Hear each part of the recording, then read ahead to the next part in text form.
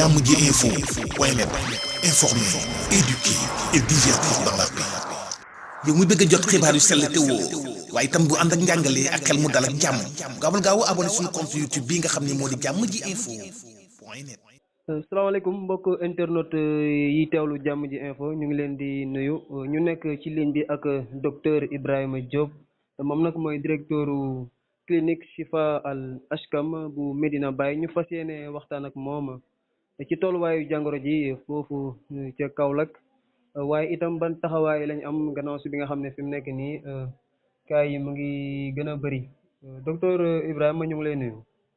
waaw ñu ngi leen di fay bu baax di gërëm seen auditeurs yi. di gërëm employé rajo bi yëpp. ginnaaw loolu bon pour question bi nga ma posé. ci affaire yi Covid bi. waaw fii au niveau de Kaolack amoon nañ ay cas yu fi amoon. waaw ay cas suspect amoon na ay cas suspect aussi yu fi ne woon mais bu ñu leen defee test bon ñëpp négatif nañ. mettre nañ leen en quarantaine comme ni mu waree woon. ñoom ñëpp delluwaat nañ seen kër yi. donc moment bu may wax ak yow nii amul benn doomi jàngoro boo xam ne nii mun nañ ko wax ne am na fii Kaolack. mais cela ne veut pas dire que ne dañuy croiser les bras parce que am na ci feebar bi lu ñuy wax porteur sain. donc porteur sain yooyu su fekkee prélevé wuñ seen sang yóbbu leen pour defal leen analyse. kon mënuñu bàkku ne ka amut Kaolack. ci wàllu boobu parce que feebar bi moo tëddee noonu. donc mais ñu ngi respecté mesures barrières yi. su dee port de masque aussi nit ñi ñu ngi koy sol. au niveau de Medina Baye aussi avec l'ouverture des mosquées ku xam Medina xam ne ville religieuse la. donc gars yi ñu ngi respecté vraiment distance bi. jumaa ji ku fi dugg dañooy raxas sa loxo sol masque sinon gars yi duñu la bàyyi nga dugg te jumaa ji heure bu feesee dañ koy tëj donc moo nom lay jël. di respecté distance yi. donc vraiment on est en phase de sensibilisation bi. phase de prévention bi quoi mais vraiment yàlla mu ngi musal si cas yi ba léegi nii. waaw sauf que pour précision am na benn cas bu ñu déclaré woon Bongré foofu yaakaar naa cas positif kon qu'en est-il ak cas boobu noonu. waaw bon xam nga boobu cas la woon boo xam ne nii je pense que awoon na toute polémique au niveau de la banque te un employé de la banque la woon bon je ne vais pas faire de publicité. ñëpp xam nañ banque boobu foofu noonu. amoon na polémique parce que on n'avait pas peut-être communiqué là-dessus parce que veille bi aussi bu ministère di communiquer aussi te duñu woon cas boobu. mais cas bu amoon la parce que gouverneur génne woon na si benn au niveau de la presse. benn bataaxal bañ confirmer ko. ñun aussi au niveau local aussi comité bi tamit gars yi aussi confirmé woon nañ loolu. te cas bu amoon la mais loolu xaw na tuuti. donc ñu nekkoon en quarantaine yëpp kii nañ leen ba 14 jours yi passé ñu yóbbu leen seen kër yi. kon bu ñu la déggee donc banque bi actuellement mu ngi fonctionné waat. bu ñu la déggee daal ba fii kon benn cas boobu moo am Kaolack comme positif wala. waaw bon cas boobu Kaolack général mais comme Kaolack waaw Kaolack ville noonu benn cas. waaw boobu cas boobu daal moom la ñu xam ne moom moo fi amagul moom. jusqu'à présent amagul ñu ngi ñaan yàlla bu mu yem fi et puis ñu ngi continuer di respecter barrières yi aussi. ak vraiment di surtout la circulation interurbaine. entre ville te xam nañ ne feebar bi actuellement suñu waxan dëgg rek axe bi muy jël mooy axe Dakar jëm Touba donc axe boobu tout le temps. cas communautaire yi foofu lay ëppee. moi je pense que donc il faudra ñu tëj frontières yi ba nga xam ne nii ñu jugee ko foofu di ñëw si yeneen dëkk yi aussi ñu leen di sensibiliser pour ñu rester sur place. est-ce que yow xalaat nga tam comme am na ñu koy xalaat ñu benn possibilité ñu quarantaine comme zone yooyu nga wax ne daanaka. mais suñ ko defoon feebar bi jeex na bu yàgg. suñ ko defoon feebar bi jeex na bu yàgg loolu yàgg nañ ko. parce que soo xamee luy lore nga xam fu mu nekk. nga xam ne fi la nekk 2 jours yi 3 jours yi yëpp gis ngeen chaque communiqué ñuy wax dëkk yi ñuy wax même dëkk yi la ñuy wax ne ñoo am cas communautaire. mais cas communautaire yooyu il suffit que ñu jeex rek cas contact yi neex na maîtriser. cas contact yi ni kon fii un mois cas contact yi day jeex. tey jii suñu leen peut-être on était allé trop en besogne mais xaalis boobu ñu jox par exemple ñu joxe dëkk ci yenn dëkk yi joxe ko ci comme su dire.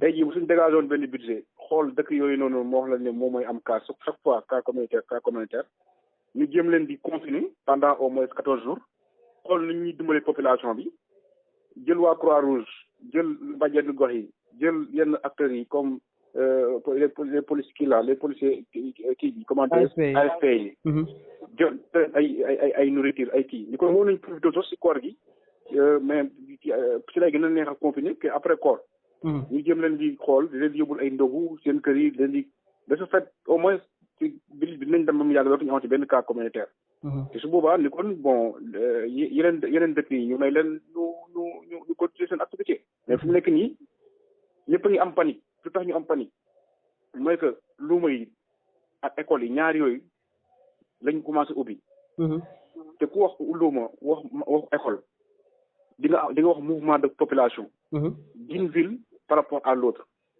parce que ku nekk Kaolack am na ay doom yoo xam ne nekk bu école bi tëjee boobu tëjaguloon frontière bi tëjaguloon ville yi boobu amoon nañ ay élèves yoo xam ne dañu doon njàngaan ku nekk xam ne njàngaan jee ko si benn dëkk ñi jee ko Tamba ñëw Kaolack di jàng si ñi jee ko Kaolack nekk Tamba di jàng si ñi jee ko Touba ñëw Kaolack di jàng si ñooñu bu avant ñuy tëj ci région yi dañoo profité woon dem seen dëkk seen kër yaay yi ak seen kër papa yi donc dès l'instant école ubbi ñooñu aussi ils vont quitter cette maison là pour ñëwaat encore jàng si donc kenn mënul la wax ne ñuy jéekoo foofu tey élève bu jéekoo Touba tey di ñëw di jàng si pour ouverture bi ndax indaalewul presse bi ndax indaalewul ko kenn mënul la ko wax te benn cas boobu su amee cas communautaire su amee moom day indi panique parce que doo xam kan moo ko wàll donc ñaari cas yooyu nag moo nekk situation boo xam ne nii vraiment situation inquiétant la mais il faut que ñu jël si ay mesures dëgg la juñu nga ko léegi mooy ubbi bi ñu ubbi nar a ubbiwaat école yi marché itam bayawaat nañ leen en tant que spécialiste de santé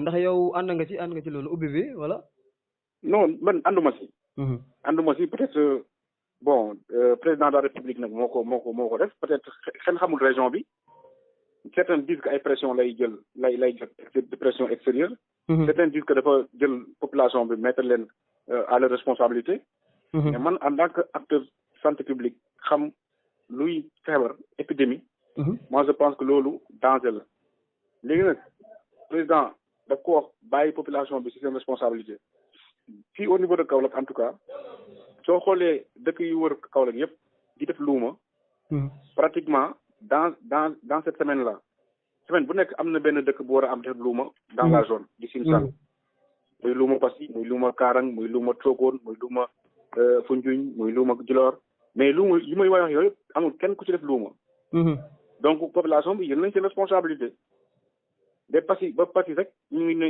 seen luuma bi di ñëw samedi nga xam ne luuma bu danse lay doon parce que mën nañ julli dimanche donc dernier luuma julli dafay extraordinaire donc mu ngi indi polémique ñu ngi waxtaan ak autorités locales yi pour ñu jëm a xool naka la ñuy tëyee luuma bi pour vraiment benn luuma bu mu am donc population bi conscient nañ ñu ngi jàppale ci liggéey boobu loolu daal bon école bi nag moom il faut que état bi aussi jàppale leen parce que tey le 21 presque léegi mois bi dee te école yi gisaguma benn dispositif ay masques yu ñëw ñu jox leen ko mbala ay thermoflash pour ñu préparer ouverture yi dégguma benn école bu ubbi aussi di nettoyer di désinfecter tey jii tey waroon na service d'hygiène waroon na jël école yëpp désinfecter leen jamono yi may wax ak yow waroon nañ jël école yi balaa ñuy dugal élèves yi ñu désinfecter kii bi école yi ba pare ba élèves yi di ñëw suñu paree ñu def dispositif masque yi au niveau des écoles lavage des mains mesures barrières yi ñu jëm ko anticiper waale avant école di ubbi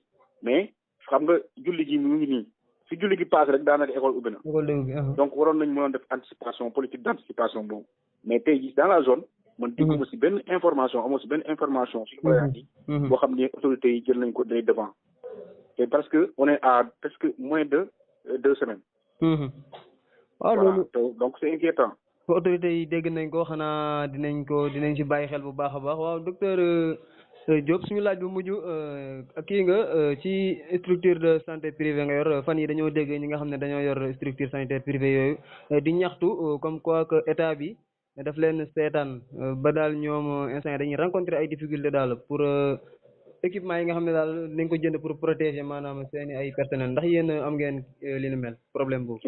difficulté bu métti.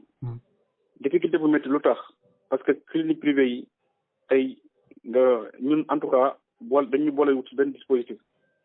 te clinique bi moo nekk mbir Médina boo xam ne mu ngi am médecin bu fa nekk.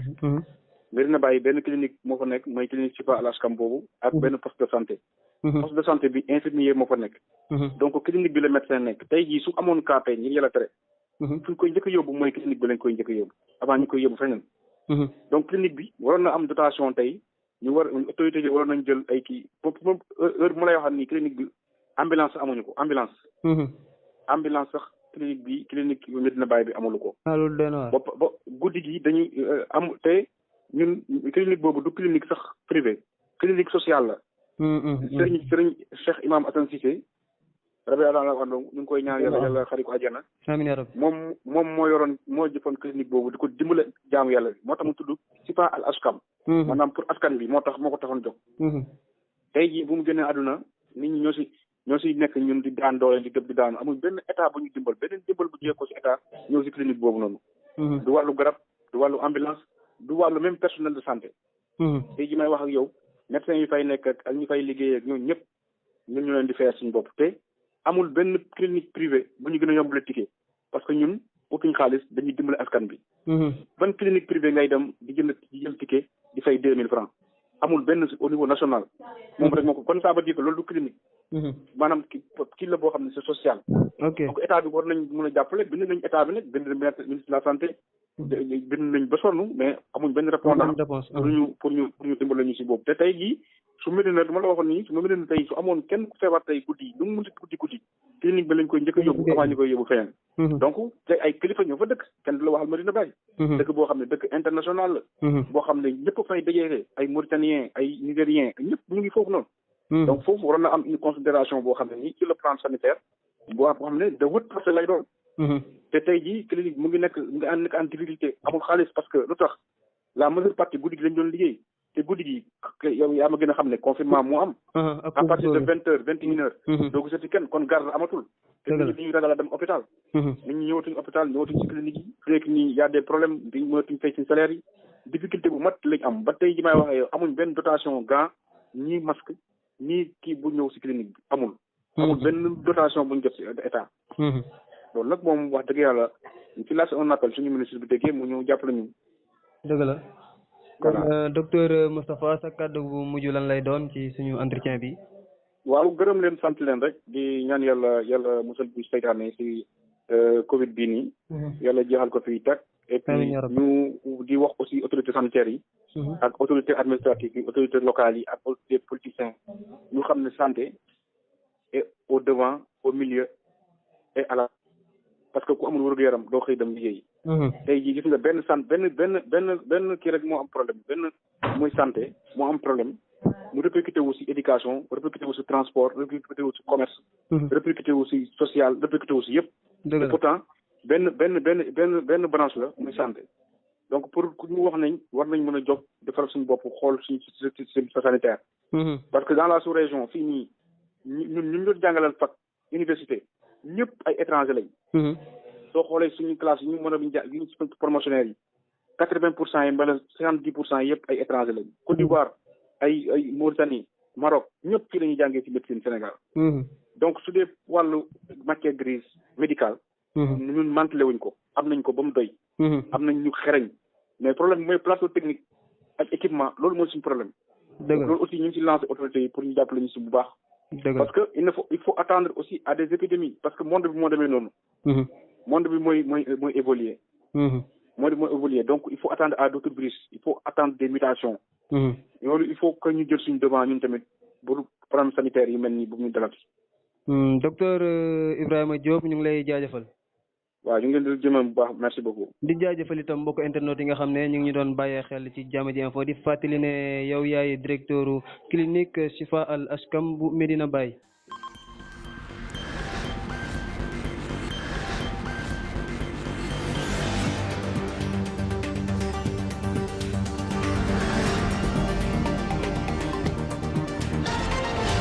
Jammj Info .net informer, éduquer et divertir dans la paix.